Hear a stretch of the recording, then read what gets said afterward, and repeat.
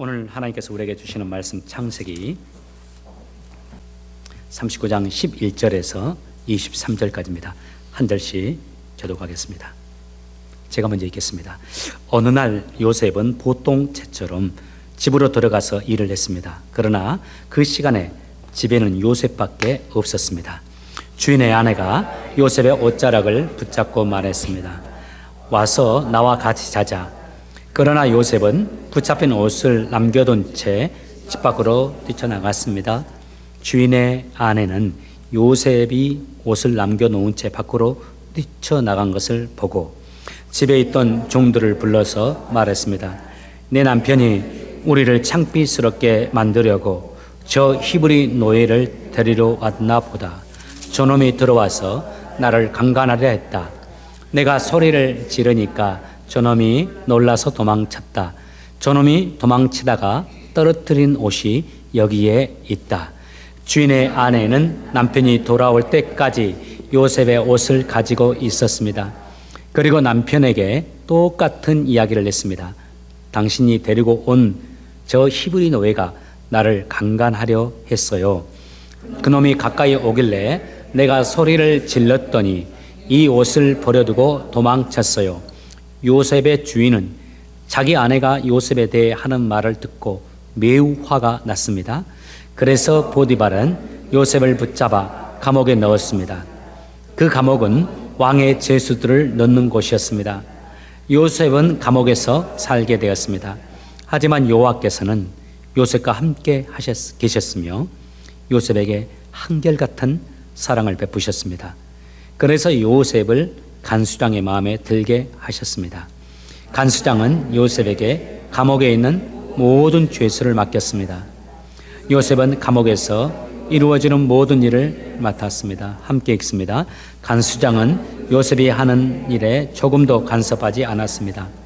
그것은 여호와께서 요셉과 함께 계셨기 때문이었습니다. 요셉께서는 요셉이 무슨 일을 하든 성공하게 만드셨습니다. 아멘. 예, 자리에 앉기 바랍니다. 우리 속담에 이런 말이 있죠. 아니 땐 굴뚝에 연기 날까. 여러분 이 속담 어떻게 생각하세요? 살면서 이런 속담 우리가 또 말을 많이 하기도 하고 또 듣기도 하죠. 우리가 어떤 소문들을 들으면 그 소문 듣고서 그 소문이 액면 그대로 사실은 아니다 할지라도 뭔가 연관이 있을 거야. 뭔가 문제가 있으니까 이런 소문이 퍼졌을 것이다. 이런 생각을 하면서 말들을 주고받죠. 이러다 어떤 사실이 전해지면 그것을 사실로 받아들이고 어떤 이는 그 말을 기초로 해서 비난하기도 하고 또 정죄하기도 하는 것이 우리들의 삶의 모습입니다. 그러나 본문을 보면 아니 땐 굴뚝에도 연기가 날 수 있다라는 사실을 볼 수 있어요. 본문은 진실로 하나님의 사람이었던 요셉이 소위 스캔들로 인해서 고통을 당하는 것을 보여줍니다. 악한 여자 보디발의 아내가 하나님의 사람 요셉을 비난하고 그 하나님의 사람을 부정한 자로 만들어버립니다. 그로 인해서 요셉이 감옥에 갇히게 되었어요. 아이러니입니다. 정말 진실로 상을 받아야 될 하나님의 사람은 억울한 누명을 쓰고 감옥에 가고 악한 여인 감옥에 갇혀야 될 그 사람은 또 떵떵거리고 살아가요. 우리 삶에 이런 일이 일어날 수도 있습니다. 이민자의 삶을 살면서도 여러분들 경험도 했을 수 있고 사업을 하면서 또 직장 생활하면서 심지어는 또 교회 안에서도 함께 우정을 나누는 친구 가운데서도 이런 일들 있을 수 있다고 생각해요. 그런데 요셉이 이런 일을 당했는데 이 결과 여러분 어떻게 된지 아시죠?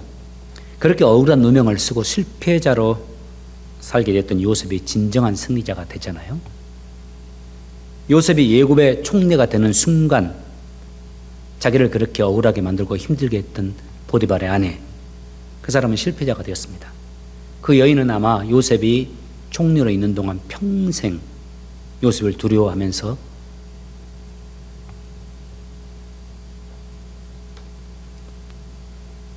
자신이 원하는 대로 살지 못했을 거예요. 성경에 기록되지 않았지만은 어쩌면 이 여인은 숨어서 살았을지도 모르겠다는 생각이 듭니다.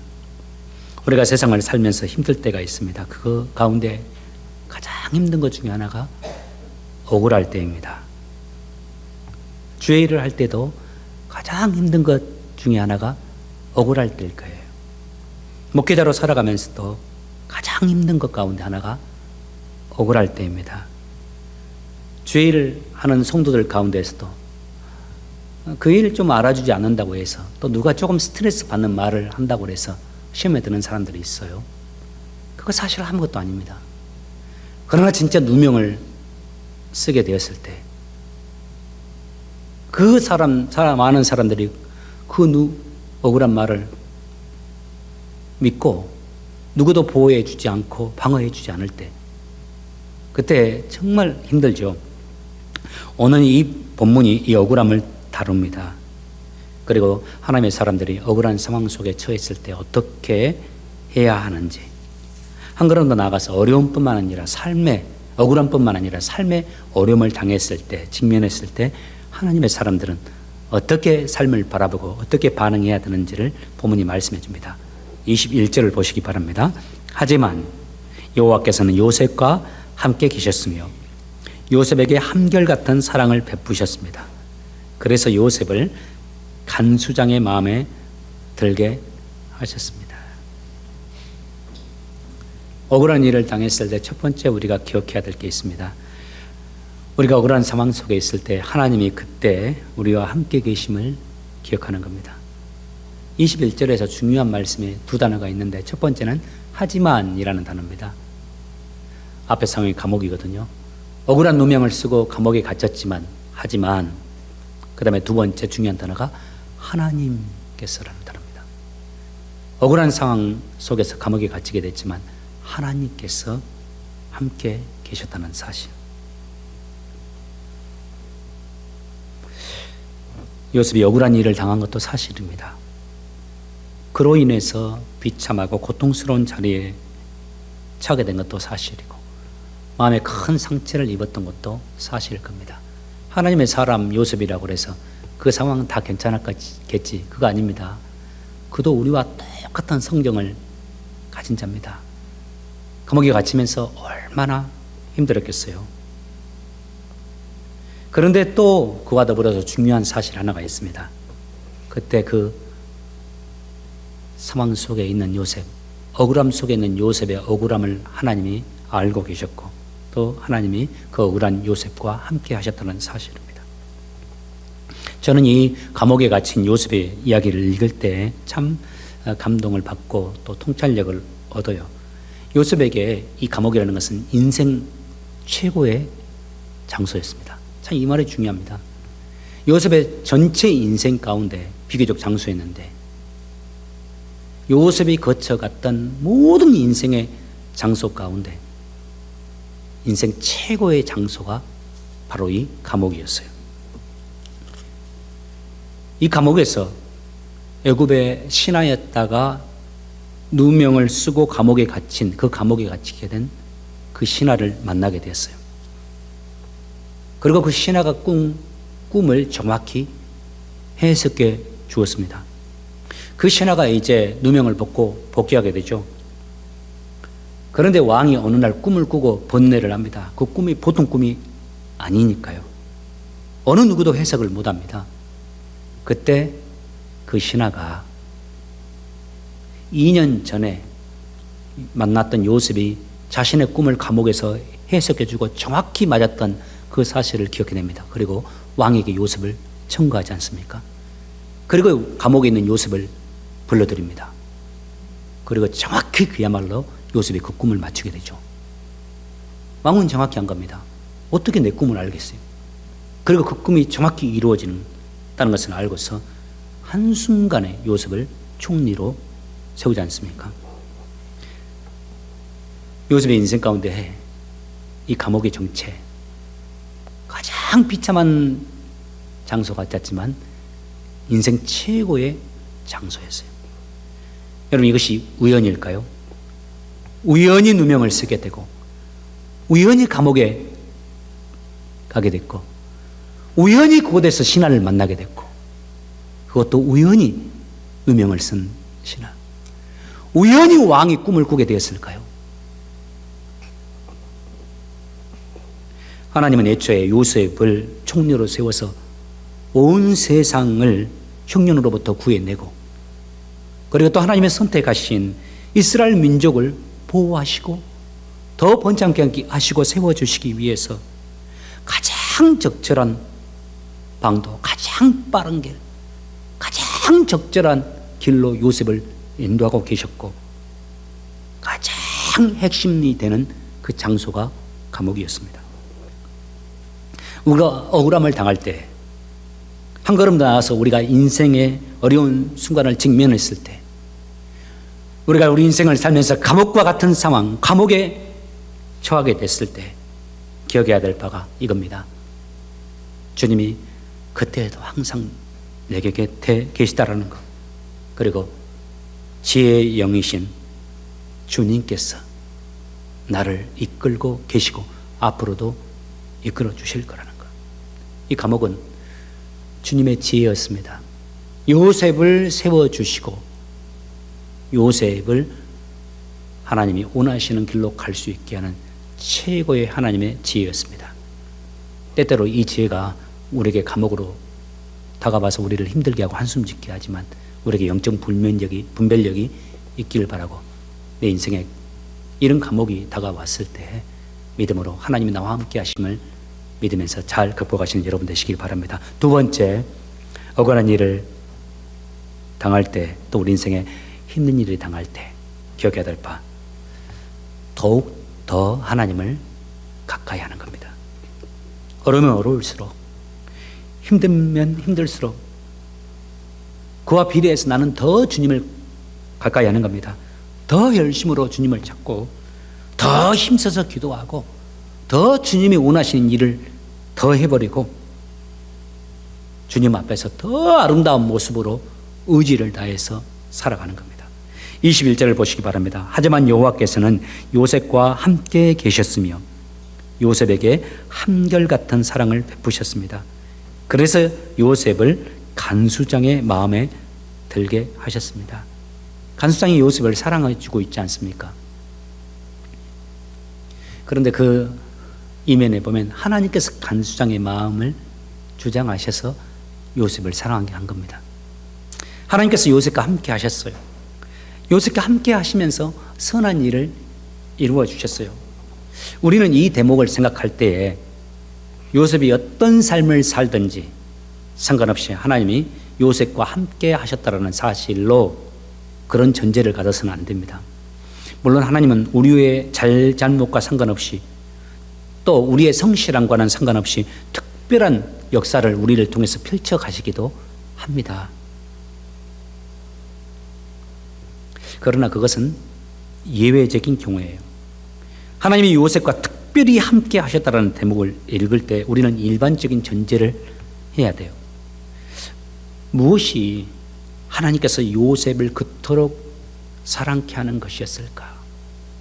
그 많고 많은 사람 가운데 그 무엇이 하나님으로 하여금 요셉을 그렇게 사랑하게 만들었고 요셉을 가까이 하게 하는 것이었을까? 야고보서 4장 8절이 그에 대한 답을 기록하고 있어요. 하나님께 가까이 나아오십시오. 그러면 하나님께서도 여러분을 가까이 하실 것입니다. 개역개정에서는 하나님을 가까이 하십시오. 그러면 하나님이 여러분을 가까이 하실 것입니다 라고 기록했어요. 하나님을 가까이 하는 겁니다. 특별히 어려운 상황이 내게 다가왔을 때 더욱더 하나님을 가까이 하는 거예요. 평상시에도 하나님을 섬기고 하나님께 가까이 하기 위해서 노력하지만 내게 억울한 일이 다가왔을 때, 내 인생에 힘든 일이 다가왔을 때, 경제적으로나 또 자녀의 문제나 우리의 삶에 어려움이 다가오면 올수록 그에 비례해서 나는 더 간절히 하나님을 찾고 의지하고 하나님 앞에서 더 아름다운 모습으로 있어서 이전보다 더 열심으로 하나님을 섬기는 거죠. 요셉의 위대함이 바로 이것입니다. 보통 사람 같으면 그는 그쯤 되면 신앙도 버리고 자신의 꿈도 버려버리고 사람들을 원망하고 슬퍼하고 탄식하며 보냈을 겁니다. 세상에 자신의 동생을 그렇게 이방 나라에 팔아버린 사람이 어디 있습니까?